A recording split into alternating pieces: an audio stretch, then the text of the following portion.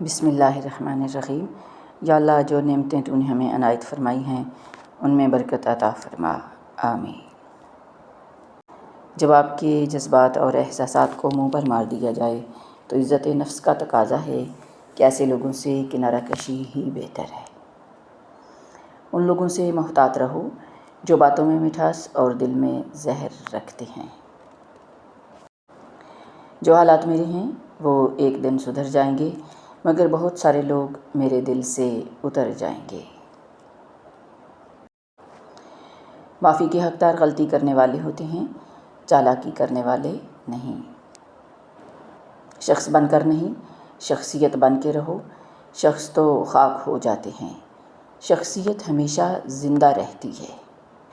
آپ کی زبان سے نکلا ہوا ہر لفظ آپ کی شخصیت کو ظاہر کرتا ہے۔ اور آخر میں آپ ان زیادہ تر چیزوں کو چھوڑنے کا انتخاب کرتے ہیں جو آپ چاہتے تھے، اس لیے نہیں کہ آپ بزدل ہیں، بلکہ اس لیے کہ آپ نے پہلی بار بزدل نہ ہونے کا انتخاب کیا ہے۔ حق پر کھڑا ہونے کے لیے کلیجہ چاہیے، تلوے چاٹنے کے لیے تو زبان ہی کافی ہے۔ روز محشر خدا کے ترازو کے پاس داڑھیوں، مصلوں، برقعوں، حجابوں، تسبیحات کا ڈھیر لگا ہوگا، اور پھر کیا ہی کمال کا نظارہ ہوگا جب اللہ رب العزت نیتیں تولنے کا حکم دے گا۔ اچھے اچھے دوست ایک دوسرے کو بھول جاتے ہیں اس ضد پہ کہ وہ مجھے یاد نہیں کرتا تو میں کیوں یاد کروں۔ اپنے بچوں کو سکھاؤ کہ الفاظ کی زندگی انسان سے کہیں زیادہ طویل ہوتی ہے۔ صرف ایک ایسی محبت ہے جس میں طعنہ نہیں، الزام نہیں، رسوائی نہیں، شرمندگی نہیں اور بے سکونی بھی نہیں، وہ ہے اللہ کی محبت۔ دنیا کا ہر تعلق ایک غلامی ہے۔ آپ جتنا زیادہ تنہا ہیں اتنے ہی زیادہ آزاد ہیں۔ زندگی میں انسان بہت کچھ سیکھتا ہے، لیکن جب تک دوسروں سے پیار کرنا، دوسروں کو معاف کرنا اور دوسروں کی عزت کرنا نہیں سیکھ جاتا، سمجھو کچھ بھی نہیں سیکھا۔ اس شخص کو دوست مت بناؤ جو کسی محفل میں آپ کو شرمندہ کرے، چاہے وہ مذاق میں ہی کیوں نہ ہو۔ اختلاف ڈٹ کر کریں، لیکن منافقت کبھی نہ کریں۔ اختلاف جرأت مند، دلیر اور خاندانی لوگ کرتے ہیں، جبکہ منافقت بزدلوں اور بد نسلوں کی صفت ہے۔ سکون کوئی تحفہ نہیں جو دوسروں سے ملے، یہ ایک فیصلہ ہے جو ہمیں ہر روز اپنے دل میں کرنا پڑتا ہے۔ وہ دروازے بند کر دو جو زہریلے پن کی ہوائیں اندر لاتے ہیں، اور وہ کھڑکیاں کھول دو جہاں سے روشنی، محبت اور امید داخل ہوں۔ رسول اللہ صلی اللہ علیہ وآلہ وسلم نے فرمایا، جب انسان مر جاتا ہے تو اس کا عمل منقطع ہو جاتا ہے، سوائے 3 اعمال کے: صدقہ جاریہ، نفع بخش علم، نیک اولاد جو اس کے لیے دعا کرے۔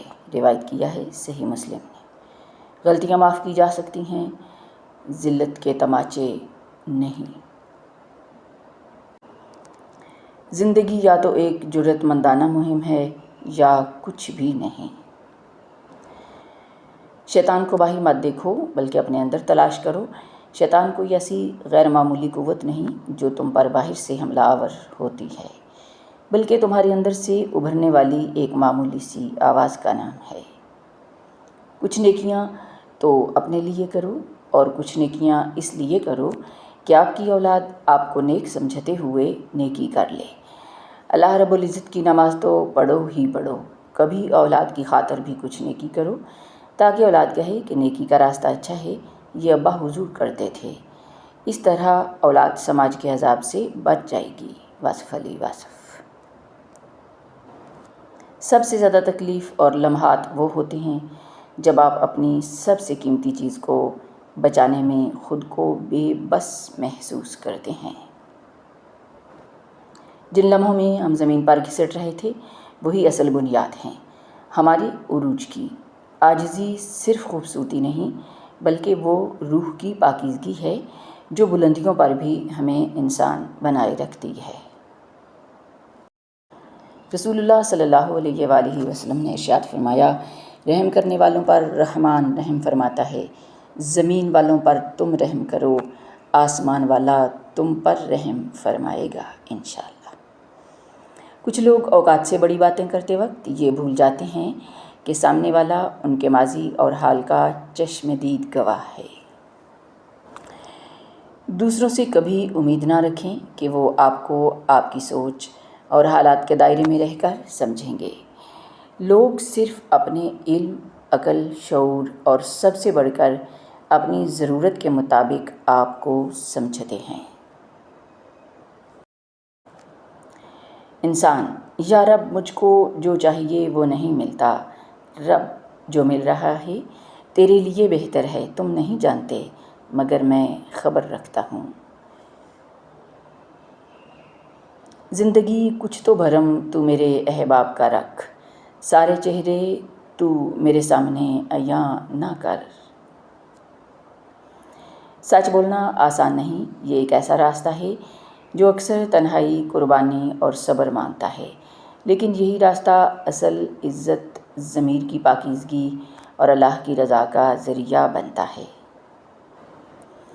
رسول اللہ صلی اللہ علیہ وآلہ وسلم نے فرمایا، جتنا پانی کا ایک قطرہ کوئی ناخن کسی چیز میں ڈبو کر اٹھاتا ہے، اتنا ہی جنت سے ظاہر ہو جائے تو اس کی وجہ سے تمام آسمان اور زمین کے کنارے جگمگا اٹھیں۔ بہت سارے لوگ اس وجہ سے فتنہ میں مبتلا ہو جاتے ہیں کہ ان کے بارے میں اچھے خیالات کا اظہار کیا جاتا ہے۔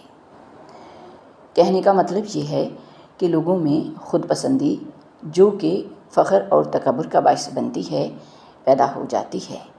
نوبت یہاں تک پہنچتی ہے کہ انسان فتنے میں مبتلا ہو جاتے ہیں۔ رسول اللہ صلی اللہ علیہ وآلہ وسلم نے ارشاد فرمایا، اچھے خواب اللہ کی طرف سے ہوتے ہیں اور برے خواب شیطان کی طرف سے ہوتے ہیں۔ آج کی گہری بات، والدین کے ساتھ تمہارا سلوک ایسی کہانی ہے جو لکھتے تم خود ہو لیکن تمہاری اولاد تمہیں پڑھ کر سناتی ہے۔ آیت الکرسی کا آغاز اور اختتام اللہ کے صفاتی نام۔ آیت الکرسی کا پہلا اور آخری جملہ دونوں اللہ تعالیٰ کے دو صفاتی ناموں پر مشتمل ہے، جس سے واضح ہوتا ہے کہ یہ آیت اللہ کی صفات کے درمیان ایک سٹرونگ کنیکشن ظاہر کرتی ہے۔ ریاکاری چھپ نہیں سکتی۔ محمد الرسول اللہ صلی اللہ علیہ وآلہ وسلم نے فرمایا، جو لوگوں کو ریاکاری اور شہرت کے طور پر دکھانے کے لیے خیر کے کام کرے گا، اللہ رب العزت قیامت کے دن اس کی ریاکاری کا حال لوگوں کو سنا دے گا۔ روایت کیا ہے صحیح بخاری نے۔ رسول اللہ صلی اللہ علیہ وآلہ وسلم نے فرمایا، اگر انسان کے پاس سونے کی ایک وادی ہو تو وہ چاہے گا کہ دو ہو جائیں، اور اس کا منہ قبر کی مٹی کے سوا اور کوئی چیز نہیں بھر سکتی، اور اللہ توبہ قبول کرتا ہے جو توبہ قبول کرے۔ رسول اللہ صلی اللہ علیہ وآلہ وسلم نے فرمایا، جو شخص کسی تنگ دست کو مہلت دے یا اس کا قرض معاف کر دے تو اللہ اسے قیامت کے دن اپنے عرش کے سائے میں جگہ دے گا، جس دن اس کے سائے کے علاوہ کوئی اور سایہ نہیں ہوگا۔ وما علینا الا البلاغ المبین۔